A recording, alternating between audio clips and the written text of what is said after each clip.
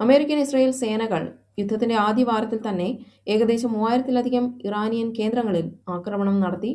ഇറാന്റെ സൈനിക താവളങ്ങൾ, മിസൈൽ കേന്ദ്രങ്ങൾ, വിമാനത്താവളങ്ങൾ, തന്ത്രപ്രധാനമായ ഇൻഫ്രാസ്ട്രക്ചറുകൾ എന്നിവ ലക്ഷ്യമിട്ടാണ് ആക്രമണം നടത്തിയത്.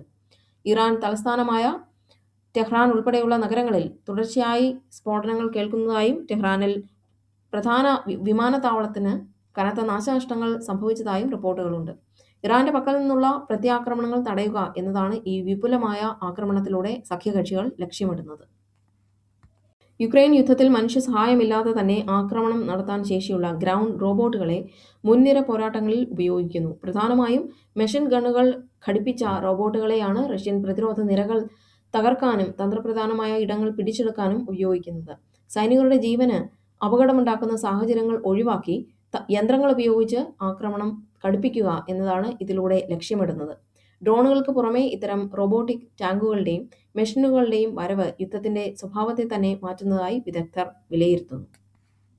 ചൈനയുടെ വർദ്ധിച്ചുവരുന്ന സ്വാധീനത്തെ പ്രതിരോധിക്കാൻ ലക്ഷ്യമിട്ട് ലാറ്റിൻ അമേരിക്കൻ നേതാക്കൾക്കായി അമേരിക്കൻ പ്രസിഡന്റ് ഡൊണാൾഡ് ട്രംപ് ഉച്ചകോടി സംഘടിപ്പിക്കുന്നു.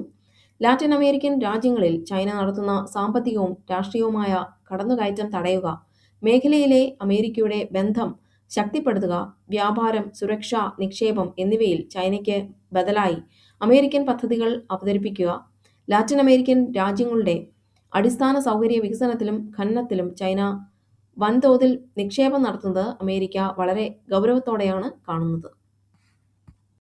ഇറാൻ പ്രസിഡന്റ് മസൂദ് പെസഷ്കിയാൻ ഒരു നിർണായക പ്രഖ്യാപനം നടത്തിയിരിക്കുന്നു. അയൽ രാജ്യങ്ങളായ ഗൾഫ് രാഷ്ട്രങ്ങൾക്ക് നേരെ ഇനി ആക്രമണം നടത്തില്ലെന്ന് അദ്ദേഹം വ്യക്തമാക്കി. ഗൾഫ് രാജ്യങ്ങളിൽ ഇറാൻ നടത്തിയ മിസൈൽ, ഡ്രോൺ ആക്രമണങ്ങളിൽ പ്രസിഡന്റ് പരസ്യമായി ക്ഷമാപണം നടത്തി.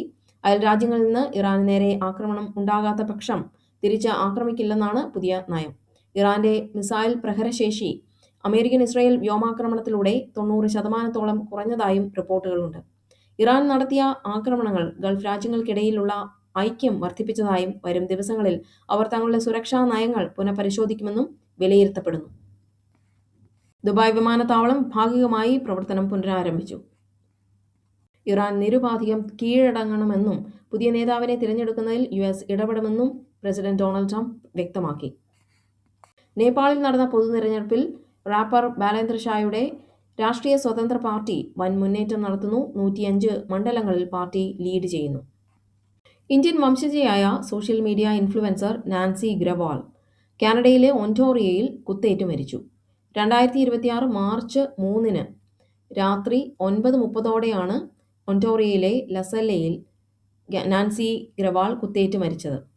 ഗുരുതരമായി പരിക്കേറ്റ നാൻസിയെ ഉടൻ ആശുപത്രിയിൽ എത്തിച്ചെങ്കിലും ജീവൻ രക്ഷിക്കാനായില്ല. നാൻസിക്ക് ശരീരത്തിൽ 18 തവണ കുത്തേറ്റതായും ആക്രമണത്തിൽ അവരുടെ നാവ് മുറിച്ചു മാറ്റിയതായും പഞ്ചാബിലുള്ള മാതാവ് ഷിന്ദർപാൽ കൗർ ആരോപിച്ചു. ഒരു പേഷ്യന്റിനെ സന്ദർശിച്ച് മടങ്ങുന്നതിനിടെയാണ് അവർ ആക്രമിക്കപ്പെട്ടത്. ഖാലിസ്ഥാൻ പ്രസ്ഥാനത്തിന്റെ കടുത്ത വിമർശകയായിരുന്നു നാൻസി. ഇക്കാരണത്താൽ തന്നെ അവർക്ക് മുൻപും വധഭീഷണികൾ ലഭിച്ചിരുന്നതായും മാസങ്ങൾക്ക് മുൻപ് അവരുടെ വീടിന് ആരോ തീയിട്ടതായും കുടുംബം വെളിപ്പെടുത്തി. അതിനാൽ ഇതൊരു ആസൂത്രിത കൊലപാതകമാണെന്ന് കുടുംബം ആരോപിക്കുന്നു. പഞ്ചാബിലെ ലുധിയാന സ്വദേശിയായ നാൻസി 2018 കാനഡയിലേക്ക് കുടിയേറിയത്. നഴ്സിംഗ് ബിരുദധാരിയായിരുന്ന അവർ 2 കമ്പനികളിൽ ജോലി ചെയ്യുന്നതിനൊപ്പം സാമൂഹിക, രാഷ്ട്രീയ വിഷയങ്ങളിൽ തന്റെ അഭിപ്രായങ്ങൾ യൂട്യൂബ്, ഇൻസ്റ്റഗ്രാം തുടങ്ങിയ പ്ലാറ്റ്ഫോമുകളിലൂടെ പങ്കുവച്ചിരുന്നു. ഒരു പേഴ്സണൽ സപ്പോർട്ട് വർക്കറും ആരോഗ്യ മേഖലയിലെ ഒരു കെയർ ഗിവറുമായാണ് ജോലി ചെയ്തിരുന്നത്. ലസലെ പോലീസും ഒന്റോറിയോ പ്രൊവിൻഷ്യൽ പോലീസും സംയുക്തമായി ഈ കൊലപാതകം അന്വേഷിച്ചു വരികയാണ്. ഇതൊരു ഒറ്റപ്പെട്ട സംഭവമാണെന്ന് പോലീസ് പറയുന്നുണ്ടെങ്കിലും പ്രതികളെ ഇതുവരെ പിടികൂടാനായിട്ടില്ല. അഭയാർത്ഥി വിസ നിഷേധിക്കപ്പെട്ടവർക്ക് സ്വയം രാജ്യം വിടാൻ കുടുംബത്തിന് 40,000 പൗണ്ട് വരെ നൽകുന്ന പദ്ധതി ബ്രിട്ടൻ പ്രഖ്യാപിച്ചു. പശ്ചിമേഷ്യൻ സംഘർഷത്തെ തുടർന്ന് ഇന്ത്യയിൽ പാചകവാതക വില വർദ്ധിപ്പിച്ചു. ഗാർഹിക സിലിണ്ടറിന് 60 രൂപയും വാണിജ്യ സിലിണ്ടറിന് 115 രൂപയുമാണ് കൂട്ടിയത്.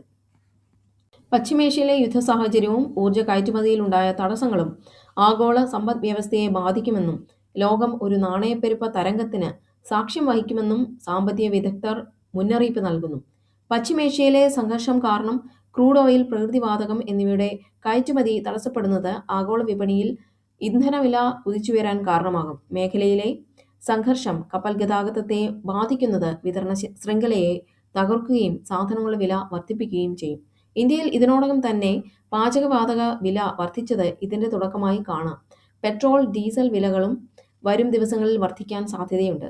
ഇന്ധനവില കൂടുമ്പോൾ ഗതാഗത ചെലവ് വർദ്ധിക്കുകയും ഇത് നിത്യോപയോഗ സാധനങ്ങളുടെയും സേവനങ്ങളുടെയും വിലക്കയറ്റത്തിന് വഴിതെളിയിക്കുകയും ചെയ്യും. ലോകത്തിലെ ഏറ്റവും വലിയ മഞ്ഞുമലയായിരുന്ന A23A ഉരുകി ഇല്ലാതായിക്കൊണ്ടിരിക്കുകയാണ്.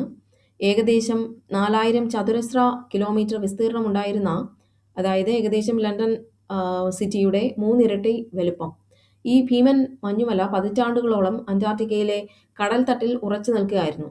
2020-ൽ ചലിക്കാൻ തുടങ്ങിയ ഇത് തെക്കൻ സമുദ്രത്തിലെ ചൂടുള്ള വെള്ളത്തിലേക്ക് എത്തിയതോടെ വേഗത്തിൽ ഉരുകാൻ തുടങ്ങി.